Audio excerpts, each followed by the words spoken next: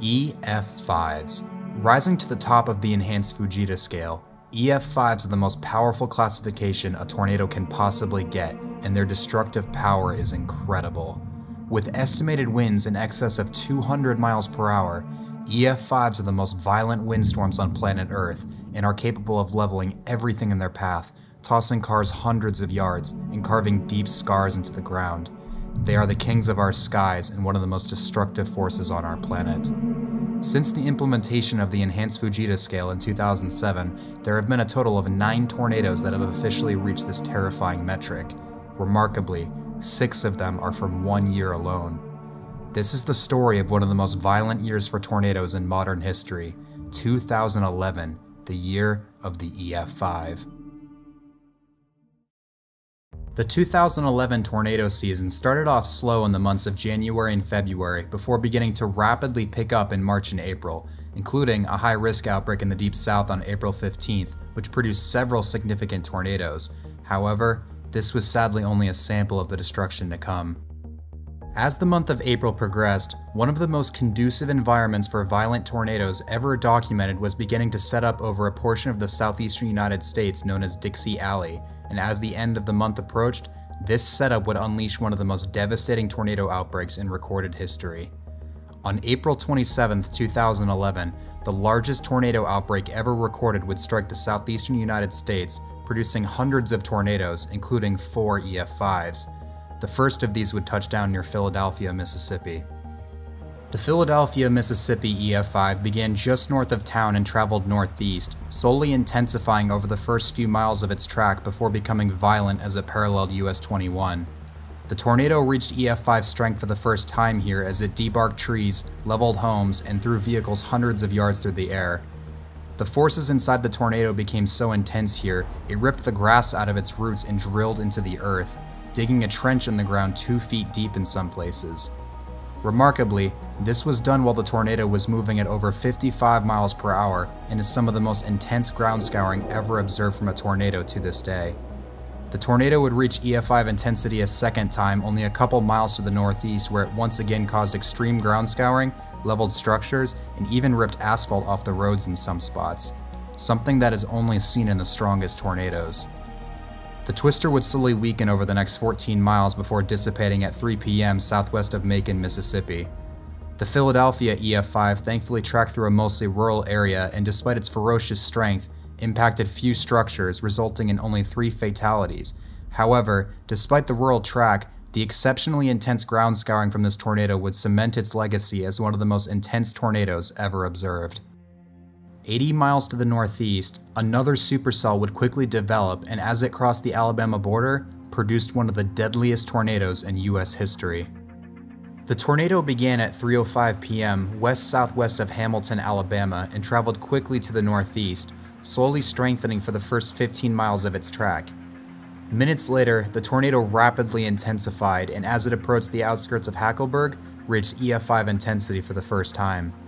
As the tornado moved through Hackleburg, nearly every structure in its path was leveled. Trees would be uprooted and debarked, vehicles were thrown hundreds of yards through the air, and the grass was ripped out of the ground.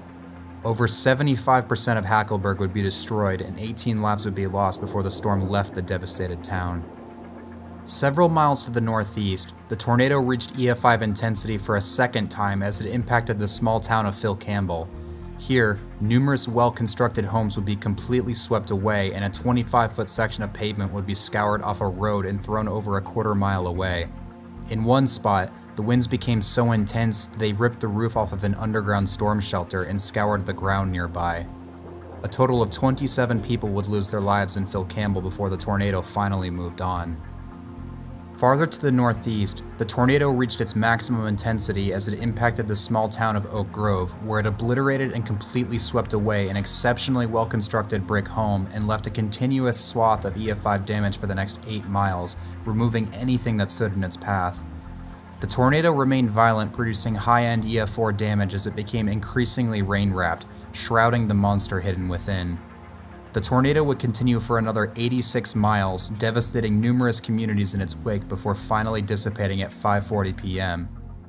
The Phil Campbell Hackleburg EF5 would cause more than $1 billion in damage and claim the lives of 72 people, making it the deadliest tornado in Alabama state history and the true demon of the 2011 super outbreak. The tornado's ability to produce exceptionally long swaths of EF5 damage over a large portion of its track indicate this tornado was likely among the most intense in modern history. Following closely behind the Phil Campbell-Hackelberg tornado, another long-track supercell rapidly strengthened and at 3:42 p.m. produced one of the strongest tornadoes of all time. The tornado began 2 miles north of Amory, Mississippi, immediately becoming violent only moments after touching down. Numerous trees and rural structures were leveled to the ground as the monster tornado began to rapidly strengthen and grow. Further strengthening occurred as the tornado reached EF5 intensity, drilling a trench into the earth as the ferocious winds began to enter the small town of Smithville, Mississippi. As the tornado entered town, nearly every single structure the tornado impacted was obliterated with the slab swept clean and the debris scattered long distances. Vehicles were thrown hundreds of yards, trees were debarked, and the ground was scoured to a depth of 1 foot. Home after home was removed from its foundation here, with the debris finally granulated into small pieces. An SUV here was picked up and thrown a half-mile into the Smithville water tower, bounced off, and flew another quarter-mile before crashing back into the ground as an unrecognizable ball of metal. Pavement was scoured from the roads, and as the tornado exited town, it obliterated a funeral home, sweeping its foundation clean of debris and shearing off many gravestones. The Smithville EF5 would ultimately claim the lives of 23 people and caused over $14 million in damage. The tornado's ability to completely sweep away well-built structures, throw vehicles thousands of yards, dig trenches in the soil, and cause severe debris granulation, all while moving at a high rate of speed, caused many to suspect that the Smithville EF5 is possibly the strongest tornado in modern history. 100 miles to the east, the same supercell thunderstorm responsible for the Philadelphia tornado would produce the day's final EF5 near the town of Lakeview, Alabama. The tornado would slowly intensify over the first 7 miles of its track, morphing through various shapes and sizes as the subvortices danced within the parent tornado, displaying the iconic dead man walking, something only observed in the strongest tornadoes. As the tornado approached the eastern side of Rainsville, it rapidly strengthened and reached EF5 intensity as it caused significant ground scouring and wiped numerous trees and businesses off their foundations, some of which were well constructed. Vehicles here were thrown hundreds of yards through the air, trees nearby were debarked, and pavement was scoured from the roads. After leaving Rainsville, the tornado would slowly weaken over the next 20 miles before dissipating at 6:55 p.m. near the community of Rising Fawn, taking 24 more lives with it and causing over $10 million in damage. By the time the day was over, 216 tornadoes, including 4 EF5s, had decimated numerous communities across Mississippi and Alabama, leaving unimaginable devastation in their wake and sadly claiming the lives of 316 people. The 2011 super outbreak would leave its mark as the largest tornado outbreak in recorded history and leave scars in the landscape that are still visible to this day. Following the super outbreak, a relatively quiet period of severe weather developed with very few tornadoes reported. However, that was all about to change. On May 22nd, a potent severe weather setup began to take shape over the Central Plains with a multi-day outbreak of tornadoes likely to develop. By 5:17 p.m., a large complex of thunderstorms had morphed into an organized rotating supercell on the outskirts of the city of Joplin, Missouri, and at 5:34 p.m., produced its first tornado. The tornado began to rapidly expand as it entered the southwestern edge of Joplin, becoming heavily wrapped in rain. Within only minutes of touching down, the now monster multiple vortex tornado had become violent, heavily damaging or sweeping away numerous structures in its path. However, what followed would be nothing short of apocalyptic. The now invisible mile-wide wedge tornado strengthened to EF5 status and entered into the heart of Joplin, obliterating everything in its path. Nothing was spared from the violence of the winds. Hundreds of vehicles were lifted into the air and thrown hundreds of yards like toys. Anchored concrete parking stops weighing more than 300 pounds were tossed 60 yards away. Steel manhole covers were sucked off the roads, and a hospital became so heavily damaged it later had to be torn down. Thousands of homes, businesses, and institutional buildings began to disintegrate in the face of the now 200+ mile-per-hour winds. Neighborhood after neighborhood was swept away, and a bank was obliterated with only the steel-reinforced concrete vault still standing. The air filled with debris forming deadly missiles as EF5 damage continued, stripping trees of all bark, scouring asphalt from the parking lots and leveling large shopping centers and steel-reinforced warehouses completely to the ground. By the time the tornado had left Joplin, a city had been devastated and 158 people had tragically lost their lives, with thousands of others severely injured. The total damages from the tornado reached an unbelievable $3.64 billion, making Joplin the costliest tornado in recorded history and one of the worst natural disasters to ever strike the United States. 2 days later, the same potent weather system that had produced the Joplin tornado was bringing the same deadly ingredients together for an even more violent and widespread severe weather outbreak, this time taking aim at central Oklahoma. By 2 p.m., a line of supercell thunderstorms exploded along the dry line and began to track northeast towards the Oklahoma City metro. One of these storms began to dominate the atmosphere and at 3:51 p.m. produced one of the strongest tornadoes ever documented. The tornado began in a field 18 miles to the east of the town of El Reno, Oklahoma, rapidly strengthening as it moved to the east-northeast. Within only moments, the twister had taken on the appearance of a wedge and began to explosively intensify to EF5 status. As the tornado neared Interstate 40, a mobile Doppler radar truck positioned nearby began scanning the tornado and recorded an unbelievable wind speed within the vortex of 295 miles per hour, the second highest wind speed ever recorded on Earth. Numerous cars were impacted and their occupants hurled into the air and thrown hundreds of yards as the tornado crossed Interstate 40, reaching its peak strength.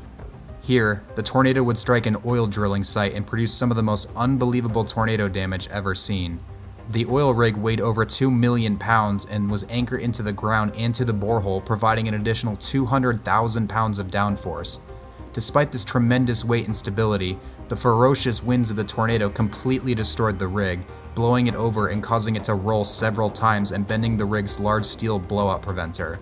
Miraculously, a large steel container tied down with steel cables housing the 12 workers working on site would be the only structure to survive the unbelievably intense winds.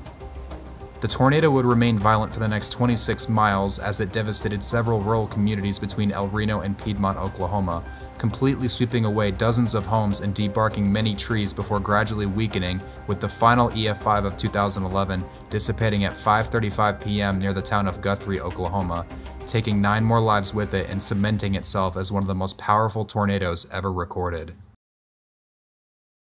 By May 25, 2011, a total of 6 EF5 tornadoes had completely obliterated numerous communities and taken the lives of 290 people, resulting in over $5 billion in damage. In the span of less than 1 month from April 27th to May 24th, 2011, 2/3 of all the EF5s in history had occurred, along with 14 EF4s and over 500 other tornadoes across a region spanning the entire United States east of the Rocky Mountains.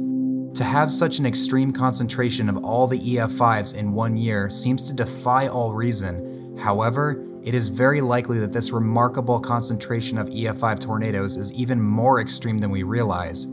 Many of the other high-end tornadoes that occurred during the outbreaks on April 27th and May 24th, 2011 were in the same extremely favorable atmospheres that the 6 EF5s occurred in, and it is quite likely that many of these tornadoes were of similar strengths, and ultimately, whether or not they received an EF4 or an EF5 rating came down to the surveyors and what these tornadoes happened to hit. As unbelievable as it sounds, that single month in 2011 likely contained dozens of tornadoes capable of inflicting EF5 damage. By the end of 2011, 1,706 tornadoes had occurred within the United States, including over 277 significant tornadoes of EF2 strength or greater. This places 2011 as the second most active year on record, and with a total of over $26 billion in damage done and 553 fatalities, easily makes it the costliest year for tornadoes ever recorded, and also one of the deadliest. The true scale of the tornadoes from this single year is something we will never be able to fully understand, and should stand as a constant reminder of the incredible power of the atmosphere around us.